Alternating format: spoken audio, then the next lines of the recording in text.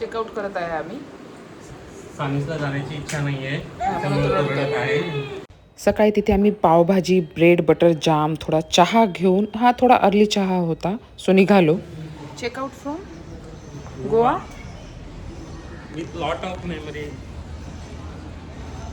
त्यानंतर आम्हाला हॉटेलवरून म्हणजे गोव्यावरून ॲक्च्युली फ्लाईट होती पण ती कॅन्सल झाली. काय ते तुम्हाला एंडला मी नक्की सांगते, एंडपर्यंत व्हिडिओ नक्की बघा. सो आम्ही एक ट्रॅव्हल्स पकडून म्हणजे त्यांनीच अरेंज करून दिली होती, सिंधुदुर्गला जाणार होतो.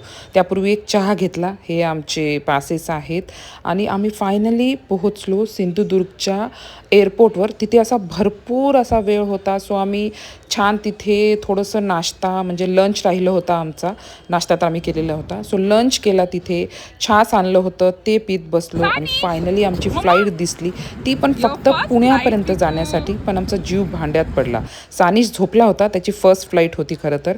फायनली आम्ही पुण्याच्या एअरपोर्टवर पोहोचलो. तिथे आमचे लगेज वगैरे आम्ही सगळे कॅरी केले, घेतलं आणि त्यानंतर आम्ही त्या एअरपोर्टवरून निघालो हडपसरसाठी, कारण आम्हाला तिथे एक प्रायव्हेट गाडी बुक करायची होती, जेणेकरून आमच्याकडे सामान पण होतं आणि बाळ पण होते, त्याच्यामुळे सगळ्यांना कम्फर्टेबल होईल.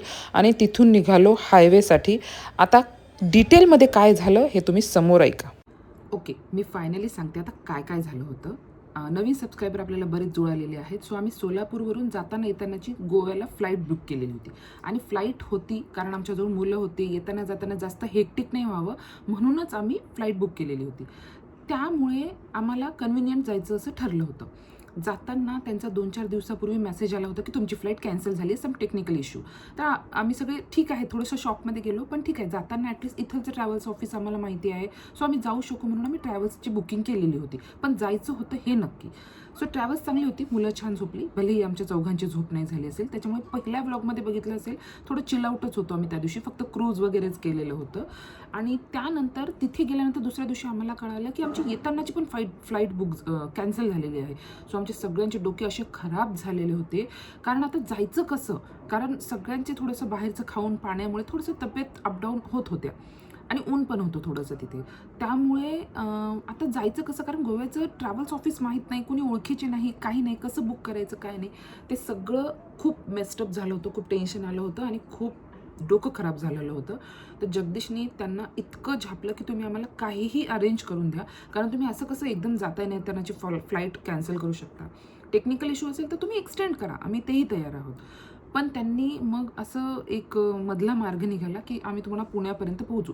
पुण्याला पण त्यांनी कसं गोव्यावरून आम्हाला सिंधुदुर्गच्या एअरपोर्टपर्यंत पोहोचवलं, म्हणजे सिंधुदुर्गपर्यंत एक ट्रॅव्हल्स करून दिली.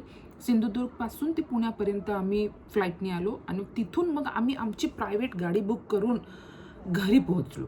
इतकं सगळं म्हणजे अरेंज करायला सगळं खूपच दोघांना पण सगळ्यांनाच प्रॉब्लेम होत होते.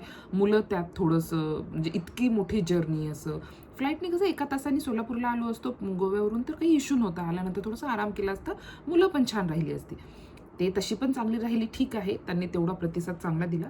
पण थोडंसं डोकं खराब झालं होतं की येताना जातानाचं सगळं मेस्टअप झालेलं आहे. तिथे कोणी ओळखीचं नसतं, सगळंच नवीन तिथे. त्यामुळे बाकी टूर खूप छान झाला. आय होप तुम्ही सगळे व्लॉग बघितले असतील. बघितले नसतील तर मी शॉर्ट व्लॉग भरपूर टाकलेले आहेत, समोर पण अजून 1-2 येत राहतील. सो नक्की बघा आणि आवडले तर माझ्या चॅनलला जरूर सबस्क्राईब करा. थँक्यू फॉर वॉचिंग आणि like, comment, share. Bye bye.